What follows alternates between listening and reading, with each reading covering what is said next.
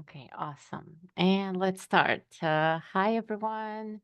My name is Ellie, and I'm with CIRT-IG at KTISL organization. We're going to have Yağmur Demir today present on the topic of linguistic characteristics of academic ELF registers. ELF stands for English as Lingua Franca. And I know Yağmur has changed a little bit of her title, but she will mention that a little later. Uh, and let's start. I'm gonna turn it over to you, Yamor. All right. Thank you so much for the invitation, Ellie. And thank you, everyone, for being here. It's an honor to present for Katisol. I just learned how to pronounce it. You got it. Thank you so much. I'm gonna share my screen. Okay, let's see if it will work. All right. Oops. Okay. Yeah, so as Ellie mentioned, I am kind of changing the title all the time because I'm trying to get it published.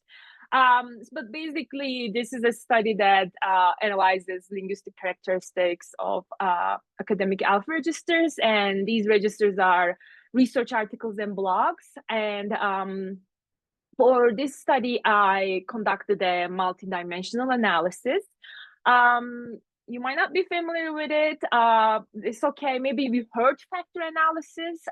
It is basically based on that. It is actually the same, but kind of a variation of it for corpus research. So this is a corpus-based study. And again, I will very briefly introduce what a corpus is if you are not familiar with it later on in the presentation. All right, so an overview of what I will be talking about. I am gonna provide a short background about ELF, as Ellie mentioned, English as a lingua franca, and written academic English. And I will also explain aim and the significance of the study. We will talk about the methodology, as I mentioned, corpus and MDA, multidimensional analysis. I will try to explain the steps for these. And then we'll talk about the results. And finally, we will wrap it up with some takeaways, implications, and if we have time, limitations of the study. All right, so a bit of introduction, as I mentioned. So we have these two constructs for this study that we need to talk about, and we need to, what do we know about these? We have ELF and we have written academic English. These are really wide topics, and I'm just gonna give you a very, very brief, condensed introduction of these. So what is ELF? ELF is a challenging meaning-making process. I'm saying it is challenging because it is this meaning-making process happens amongst the speakers of diverse linguistic and cultural backgrounds, right? So it is not just L1 speakers talking at the same, communicating. It is people from different countries, and there might be some L1 English speakers, but as you can imagine, this meaning-making process is a bit different than L1 only speakers meaning-making process. And it is usually, ELF is usually characterized as this hybrid, flexible variety. And they also some studies even show that ELF users and their language use is it often deviates from native English norms. So we see different strategies and practices happening in ELF communication. And why is this happening?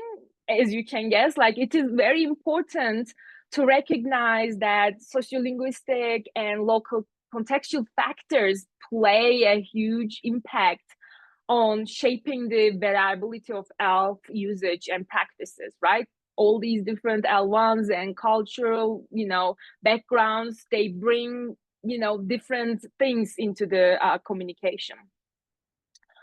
And that is why naturally, what is acceptable, functional, or correct in a certain communication depends the dynamics of ELF contexts that the speakers or writers are in, right?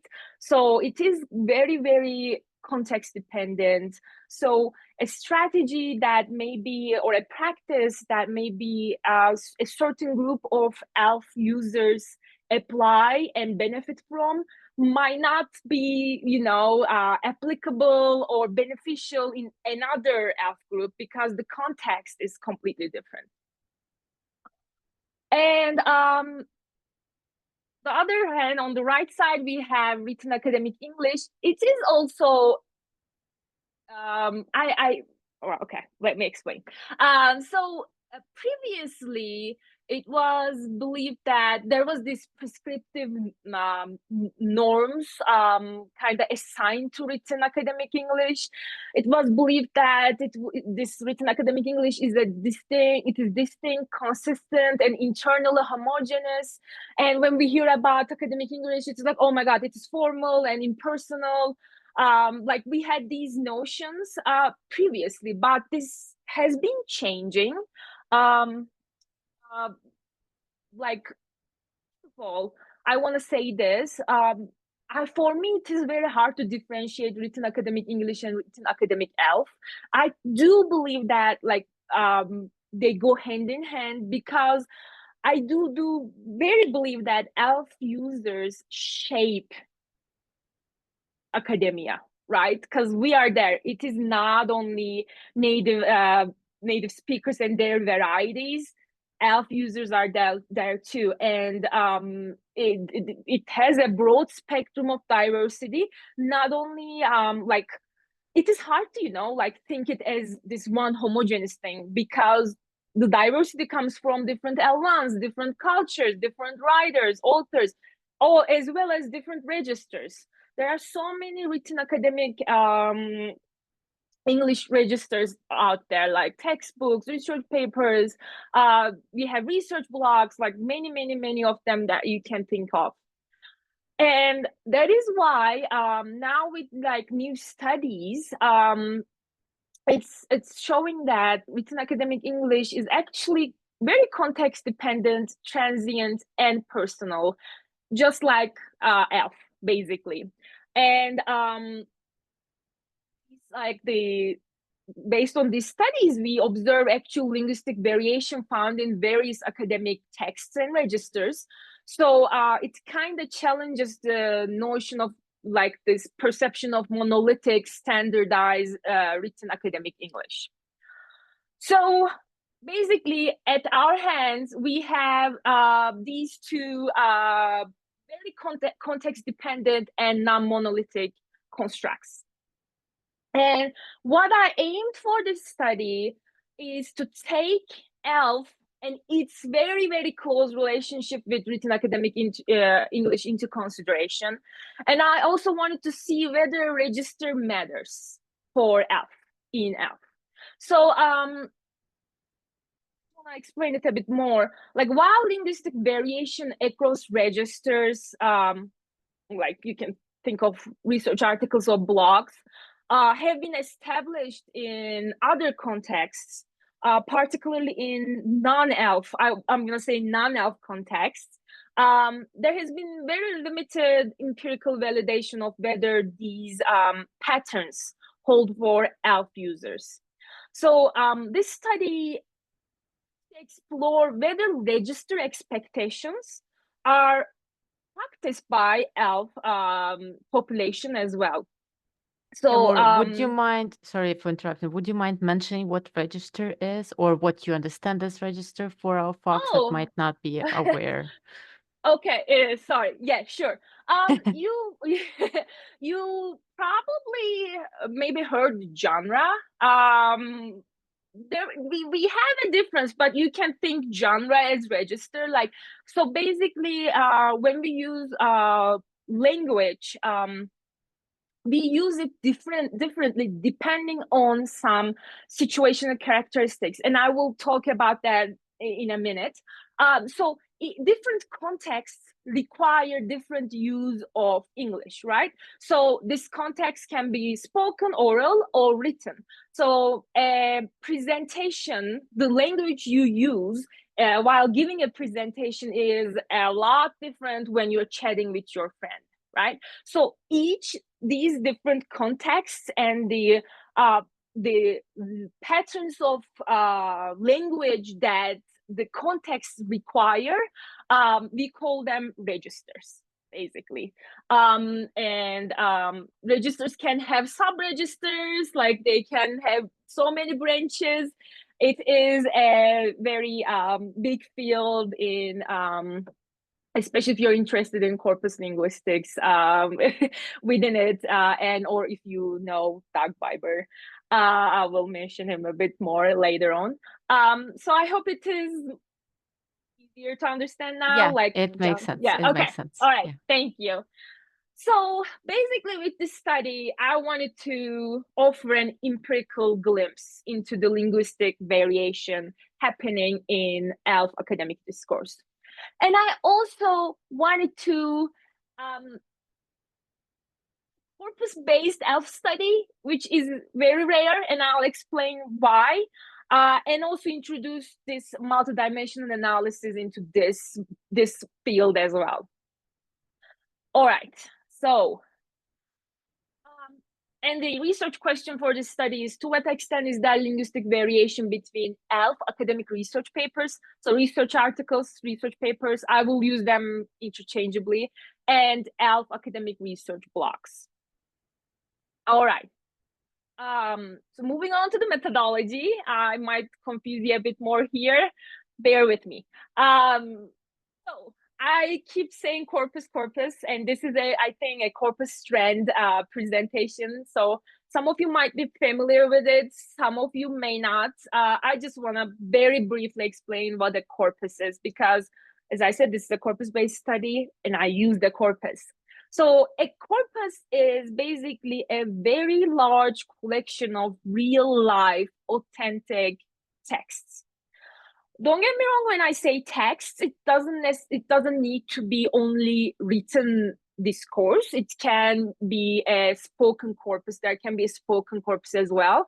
And when that happens, if you want to compile a spoken corpus, what we have is transcriptions. So when I say texts for spoken corpora, I mean transcriptions of that. And when I also large, they are large, like there can be like thousands of texts and millions of words if it is a very general corpus. But some corpora are more specialized. They have a more specific target domain that I will explain in a minute.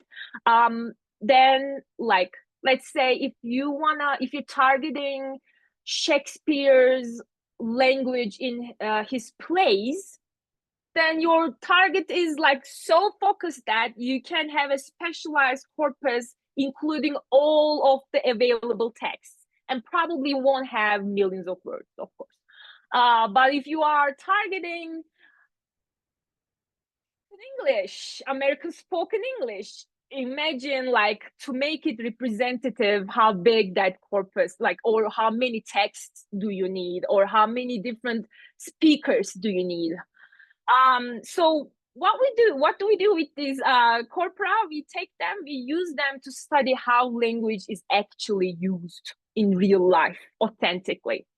And basically, a corpus-based study looks at patterns in these texts to understand things like which words or grammar structures are more common in a certain register, how language changes maybe in time, because there are some historical corpora out there as well. If you want to compare today's English with 1950s English, you can do it. Or, if you want to see how people requests, like different pragmatic speech acts. So I really like corpus-based studies because like it is like instead of guessing or relying on our intuitions as researchers, we actually use real examples and draw conclusions from real language use. So I do hope that this little brief crash course of corpus and corpus-based studies is helpful. It was a So great crash course. Thank you. thank you. So for this study, I used a corpus called Written Alpha.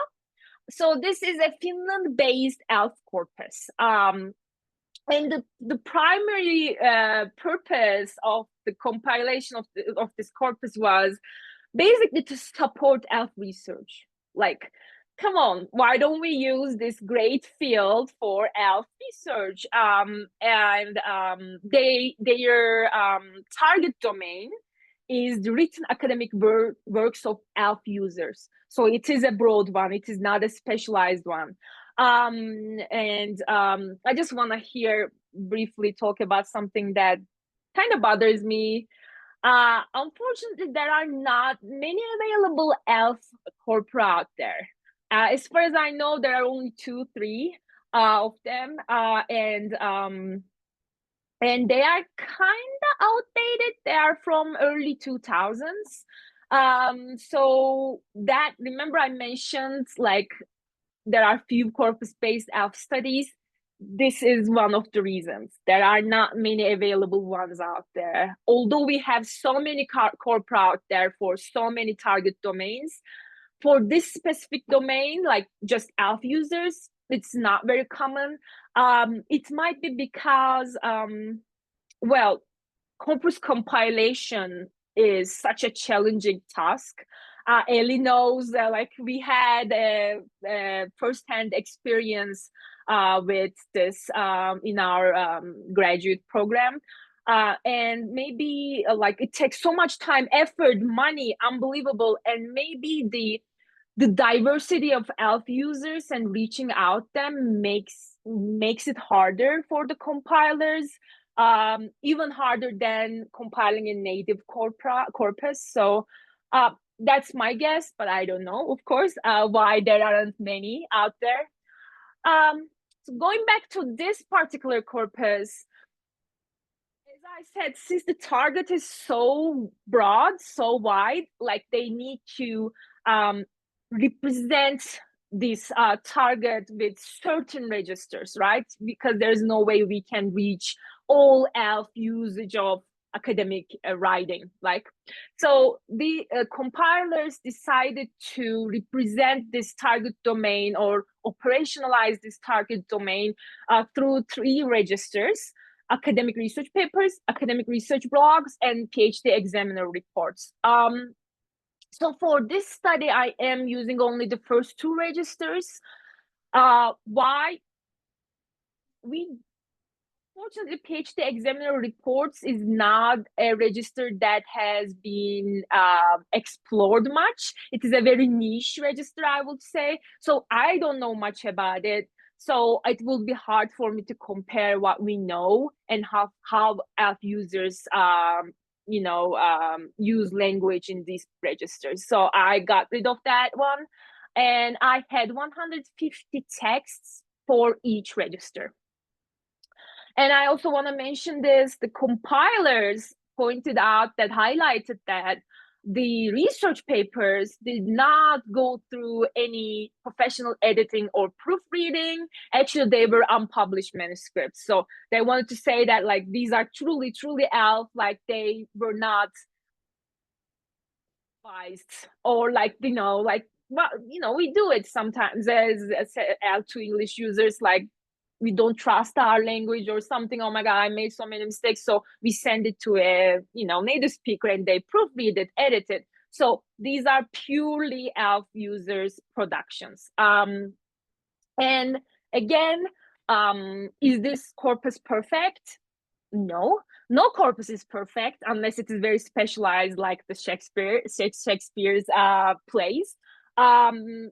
It has some limitations, and I would say the biggest one is such a narrow operational domain. Like, as I mentioned before, there are many other written academic registers but they only chose 3 of them. And I would say another one is that the authors, the ALF authors in this corpus, they mostly come from European countries. So I wouldn't, unfortunately, I cannot say that there is a good representation of ALF users there. But it is what is available, unfortunately. I just want to be transparent about the limitations of the corpus. All right, moving on. Remember I mentioned linguistic characters, situational characteristics. So as I said, in certain situations or in different registers, we use different linguistic patterns. Different registers have different linguistic profiles. Why? Because of the contexts, because of the situational characteristics of that register. So that context changes a lot, and in terms of the use of linguistic features. I am not going to talk about each one of these characteristics here. This is actually a very like a shortened version of a situational analysis. But as you can guess, like the author, the audience, production circumstances, communicative purpose, they all come together and they like affect our linguistic choices. Very briefly, to give an example, the usage of contractions in speech is a lot more than in writing, right? Especially in academic writing. Why? Why do we do that? A situational analysis will answer this, like especially the production circumstances. It is on the go. You gotta be quick. You gotta, like communicate with someone effectively and efficiently. So to save time, we use contractions. This is not the case when you're writing an academic article, right? So here, very briefly, that is why, like, since the situational characteristics are different, we have different registers and different linguistic profiles. That being said, I don't want to say that, like, the situational characteristics of registers are almost always completely different. No, of course, there are overlaps, as you can see here. But there are also like some nuances that affect the language. So for example, here, like, look at the interactiveness. I think both registers naturally are not interactive, but blocks, the modality of blocks offer a bit of communication, a bit of interaction, especially if you have this comment section, right? Like some blogs have comment, people argue, people, disagree with you, they support you. So there is that opportunity there. But unfortunately, it is not possible for research papers unless somebody reads your paper and reach out to you specifically. Or like the audience is different. Like blogs usually target a more general audience, while this is not the case for research papers. We know that the audience is like very specialized experts in our field. So all these make a big difference in our linguistic choices. Okay, now MDA, or in other words, multidimensional analysis. So okay, I'm gonna try to explain it as simply as possible. So as I mentioned, this is an analysis that is based on factor analysis. You might have heard it before. It is very common in other different fields as well. But this analysis, factor analysis basically was adopted for register analysis by Doug Biber back in 1988. And since then, this method of analysis has been like a central method in register studies. And basically, it is a method used to examine and compare texts by looking at patterns in how language is used. So you can think it, so basically what we try to do is we try to group texts together based on their patterns, language patterns. And you can think it as a like giving a personality test to a large population. So each person is a text. And instead of personality, we are looking for a linguistic pattern profile. So just like people show different traits depending on different situations, text show different patterns depending on different situational circumstances, right? So MDA MDA looks at these patterns, like we try to find text. For example, they have a lot of nouns or a lot of pronouns, and we try to kind of group them. Why? Because they behave similarly. And basically it helps us understand, for example, how an academic article differs from a blog post, so we can make comparisons. I hope it is helpful. So this analysis is like, it has so many steps. I'm not gonna go into the details of it, but the first step of it is to annotating the texts you have. Because to be able to group them, like, we need to have some numbers. So to annotate tags, there are many taggers out there. I use Biber tagger. Well, Doug Biber, of course, the founder of this. So what it does is this, very simply put, it tags the part of speech of each word in a text. So what is this? Like, let's say apple. In this word, in this sentence, in this context, it is a noun. It might be, or I don't know, like it might be within a clause. It might be a noun modifying another noun, right? So all these like linguistic knowledge basically is tagged based on each word. And then we count them. So how many nouns are there in this text? How many, I don't know, prepositional phrases are in this text? The thing is that Biber tagger is big, and it's getting even bigger. Like it analyzes so many linguistic features. But for this study, I only focused on 56 linguistic features. Why those 56? Because I used the linguistic features used by Biber and Egbert in their study, because they analyzed the registers that I was interested in, among others. So I thought that these will be more relevant. And as I mentioned before, there were in total 300 texts, 150 each. Then the next step of MDA is to check if your data is suitable to be, you analyze with multidimensional analysis, basically.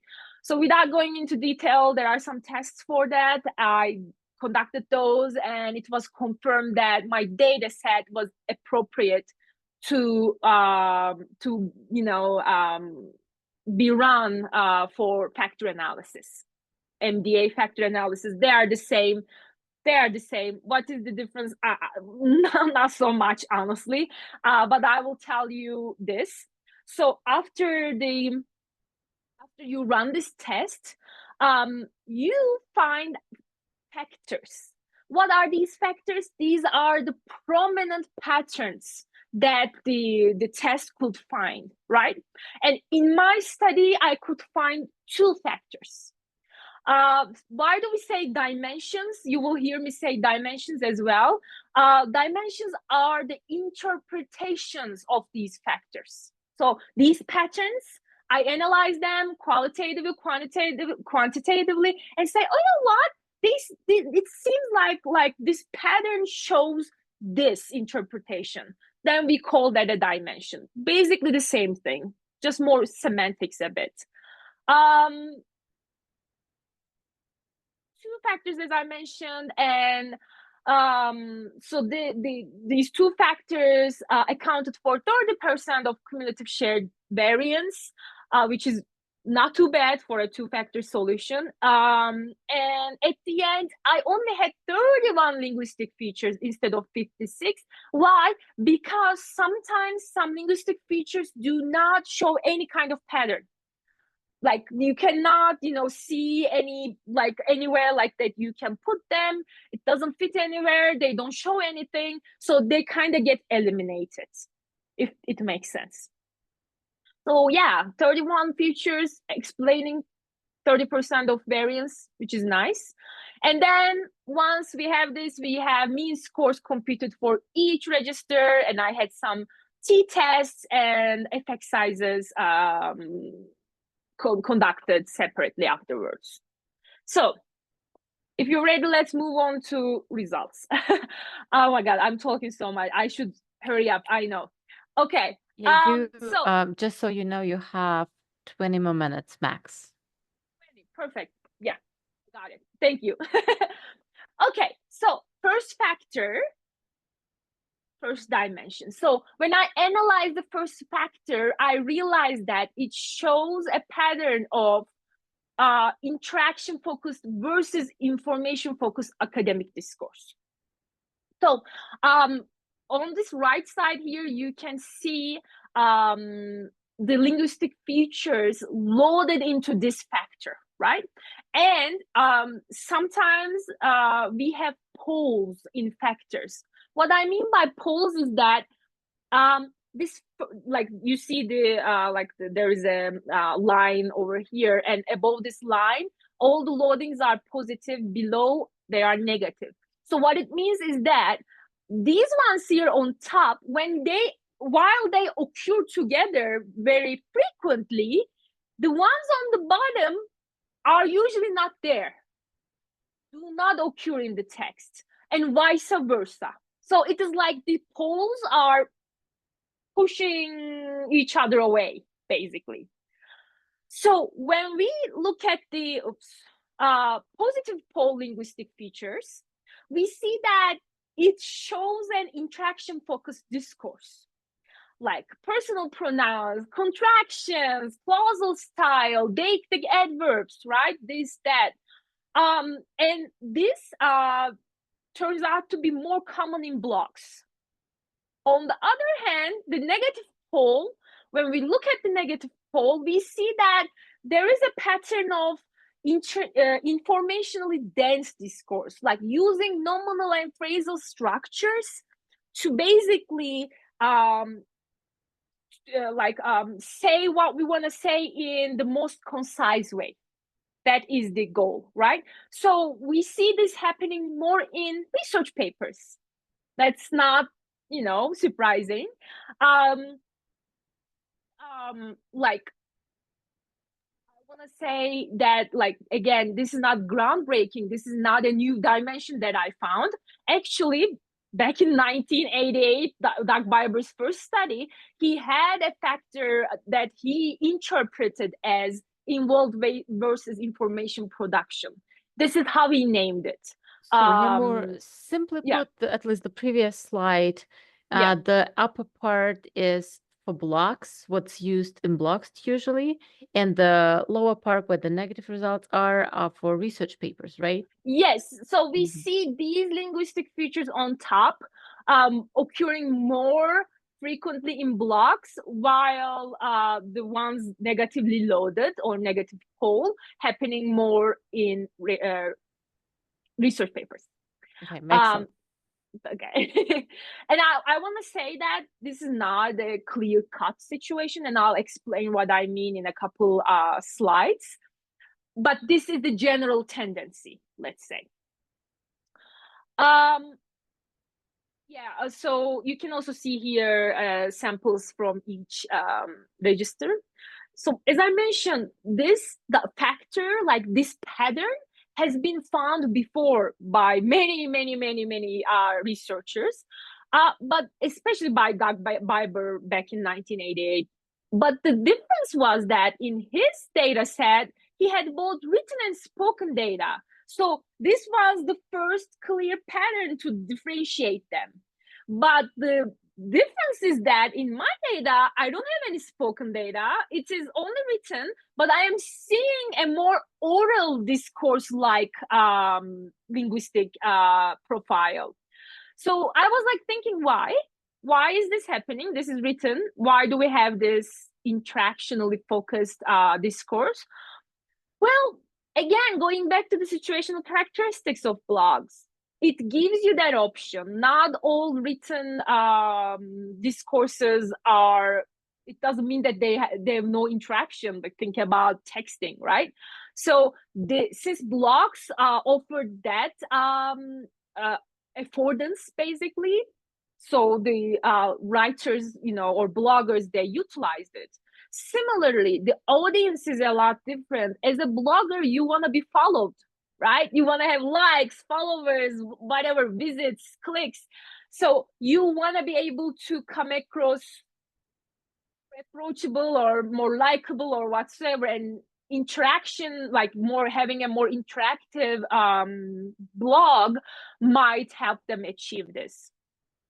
And similarly, the modality of blogs, like online, the whole online world, online discourses and registers, like they are blurring the lines of modality. Is it spoken? Is it written? What is this? What is happening? So that might be another reason why this is happening. Moving on to the second dimension. So when I looked at the linguistic features for this factor, this dimension, I interpreted this as an expression of stance. And as you can see here on the right, this is all stance, desire, like epistemic verbs, like all these things that are related to show some kind of stance. As you can see also, there are not as many linguistic features loaded here. Hence, it only explains 9% of the variance. But still, it is valid. It is worth analyzing.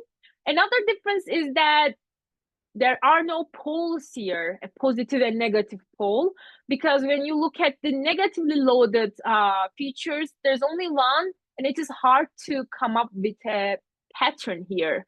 So in my mind, what is this? Is this there is an expression of stance and there is a lack of stance, basically. That is how you can explain what think. stance is, just briefly? Oh, stance is, well, I wanted to actually give me a second. Very, I will come to that.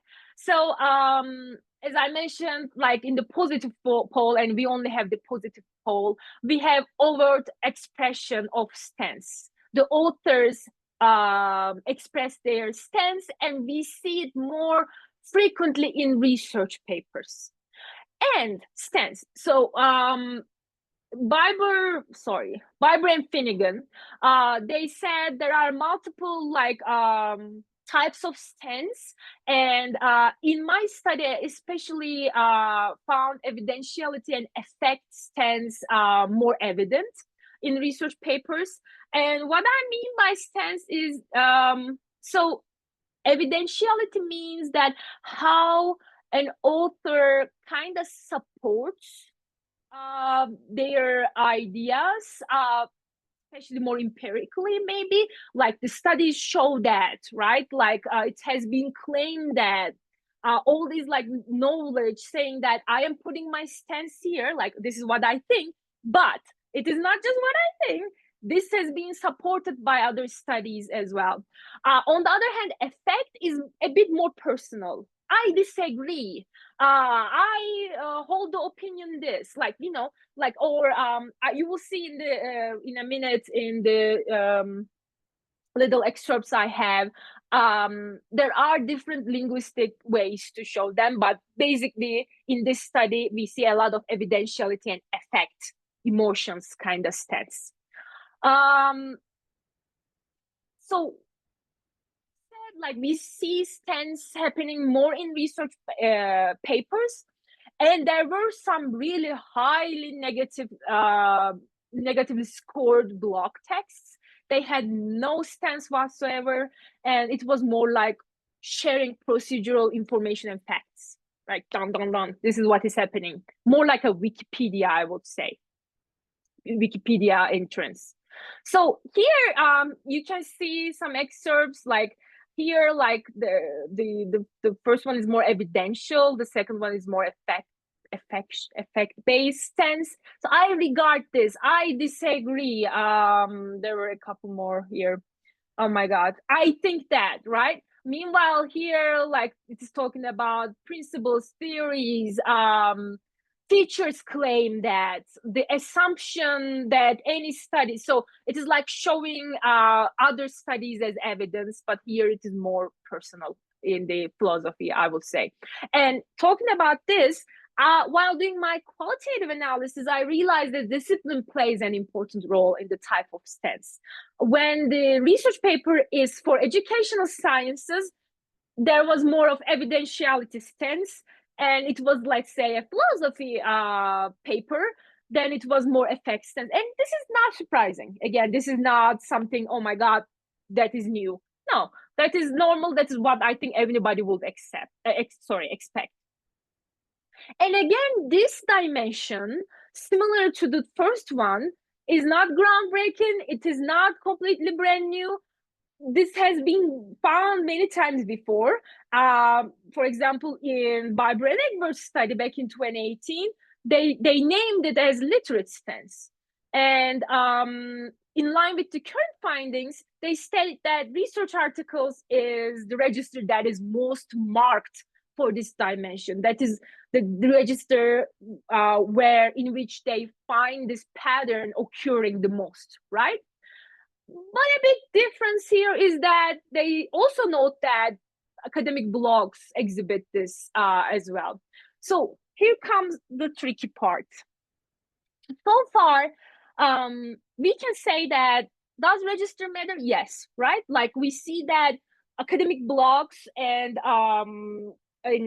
research papers produced by ALF users, they do not show the same linguistic profile, right? Like it matters, ALF users are aware of them, and they follow the expectations or norms, let's say. But another interesting thing is happening here that has been proposed by Brennan Egbert, and I want to talk about it very briefly. So when you look at these t-tests and effect sizes, you can see that the registers are significantly different in terms of their use of certain linguistic features. And even for the first factor, the effect size is quite large, as you can see.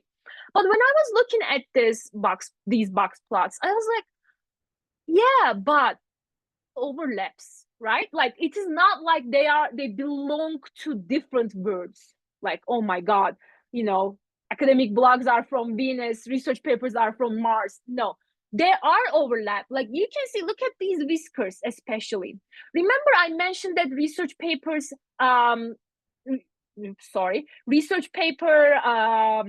so it was more negatively loaded. It was more information dense. Yeah, most of the texts here occur in that negative environment, but there are some crossing the zero neutral line here, right? Or look at the academic blog. There are so many of them going down, even there are outliers here going down to the negative pole, meaning that they show a bit more of a linguistic profile of a research paper than a blog paper. Similarly, when you look at here on the factor 2, oh my God, I was shocked that it was significantly different. I was like, oh my God, they look so similar. Well, the t-test says it is significantly different, but when you look at it virtually, it looks like they are like very, very similar. It looks like academic blogs have also stance as well. Like look at these outliers, right? So it means this. When we are interested in register studies, we especially want to know linguistic variation between registers, right? Like, so inter-register, how do registers different from each other? Yes, that is a thing. But I mean, there is also something called intra-register linguistic variability. And that has been proved by Dr. Egbert and Biber many, many times. So it is not that homogeneous even within a register. This has been proved by different contexts, non-ELF contexts, and it seems that it is also apparent. This register continuum is also apparent in written academic ELF. So my question to you, what is your first instinct? Can you guess the registers here? Like the first excerpt I have, what do you think it is? Blog or research paper? Taylor, if you have thoughts, please share. I say blog. Yeah. Which one? And the second one? The first one, blog. First one. Yeah. The second one is more like I guess you would say a research paper, right? Yeah. If you had to if you had to categorize them. But in reality, this is the first one is a research paper. Oh, really? The second one, see, that is what I'm saying. So what we're seeing, like this intra, not inter-register, yes, but intra-register variation, linguistic variation is a thing as well. And I was so glad to see that it was also happening in ELF context as well. Because so far, as I mentioned, ELF is not the context focus. So I was like, oh my God, this is great. Like I see that inter and intra-register variation, linguistic variation is happening in ELF. So just so you know, Yağmur, you have 4 more minutes left. Perfect. Yeah. Okay, very quickly, a couple takeaways. Does register matter for ELF? Yes, the results highlight how ELF users largely demonstrate the expected linguistic norms of academic research papers and academic research blogs.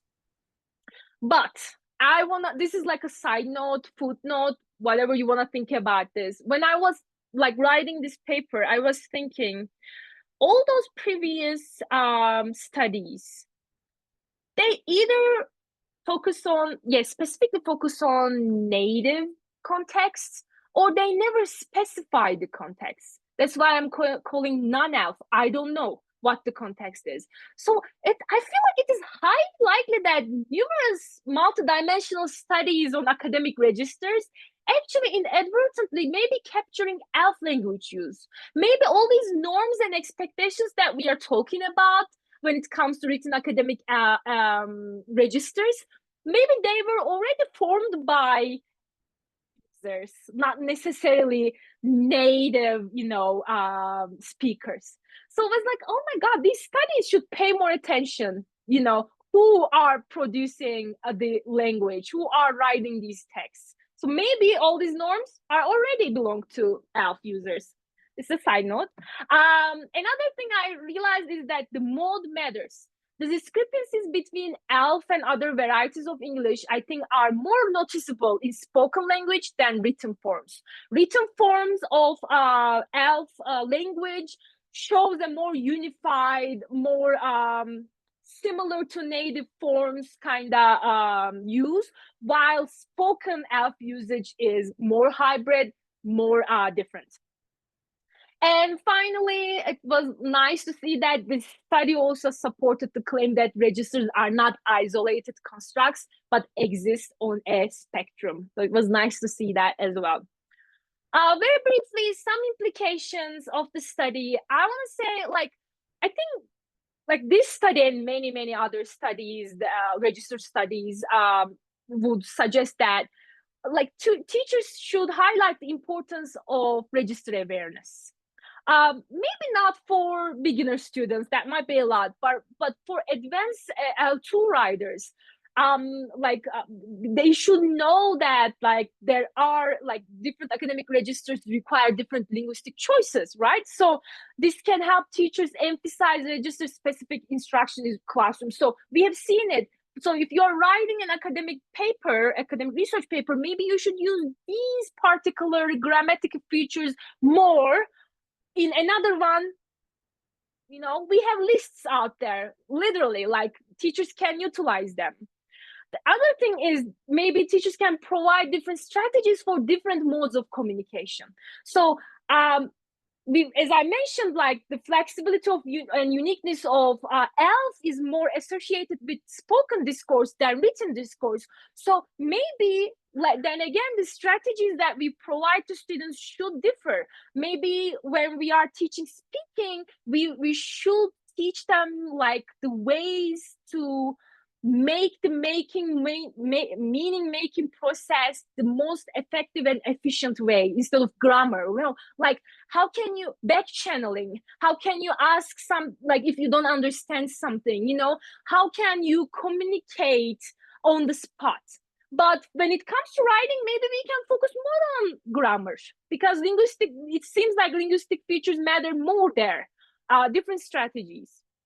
And finally, I want to say, like, let's provide, why don't we use ELF users as a model, you know, like, let's move a bit away from native like norms, native, here's a native example, here's a native speech, native this, native that. No, it seems like they, especially when it comes to academic writing, they are similar anyways. So teachers can use text from ELF corpora to show learners how proficient ELF users structure academic discourse, which is similar no matter who is basically writing the text. So this can help them build confidence as well. They can say that, hey, look, someone like me who learned English later on in life can produce this great research paper or write this blog or, I don't know, author this textbook, right? So let's you know, their confidence a bit more.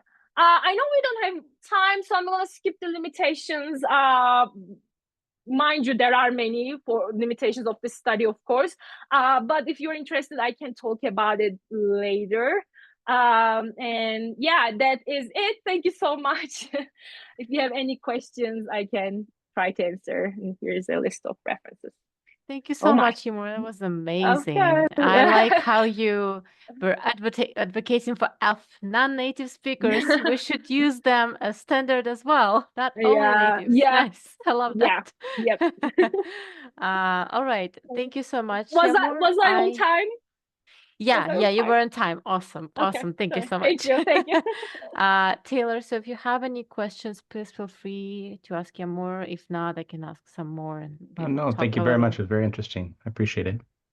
Thank you, Taylor, for attending.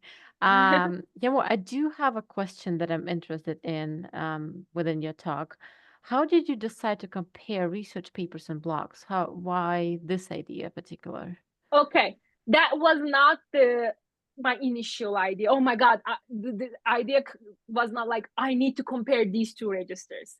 It was more like, I want to see what is happening in the ELF world, like in ELF registers, especially in academia. Again, it comes back to the available corpus. This was the only one that I could find, and that limited my study a lot. That is one of the limitations. Definitely, there are only 2 registers that I'm analyzing. I wish I could analyze many more, but unfortunately, I am kind of limited by the available corpus. Actually, this was one of the reviewers for this paper was like, why these 2? Out of convenience, basically. And the reviewer was like, you should compile your own corpus. I'm like, yeah, I would love to. It's very hard. You know, so it is so hard. So for me, it was more like an exploratory study, like an initial glimpse of what is happening. It was definitely not like a particular. There was no particular reason behind it. I could only find these 2 academic written ELF texts or corpora. That's why. That makes sense. Of course. Yeah, I get it totally. It's easier to use the corpora that exists and do a study on it rather than creating your own. It's going to take ages to do. Yeah. So. Actually, before I moved on to so for my dissertation, I decided to analyze AI language. So that's what I'm moving towards more. But before that, I wanted to compile an ELF corpus, Oh my like God. especially online use of ELF. I was like, I don't know if it was the better decision or not. Then I moved on. I think it will be very helpful to the field if I could pull it off. But it will be definitely challenging, especially if you don't have any funding to do so. Yeah, that's true. Yeah, I think that's all I got.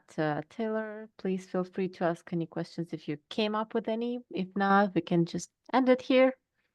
No, thank you. I'm good. Thank you, Thank you Taylor, so for much. attending. Of course, Yağmur, thank if you you don't guys. mind, we can talk a little and then end. Of Thank you so course. much, Taylor. Sure. And I'll Thank see you you on the so next much. meeting. Thank you. Bye-bye. Bye. Bye. Let me stop the recording.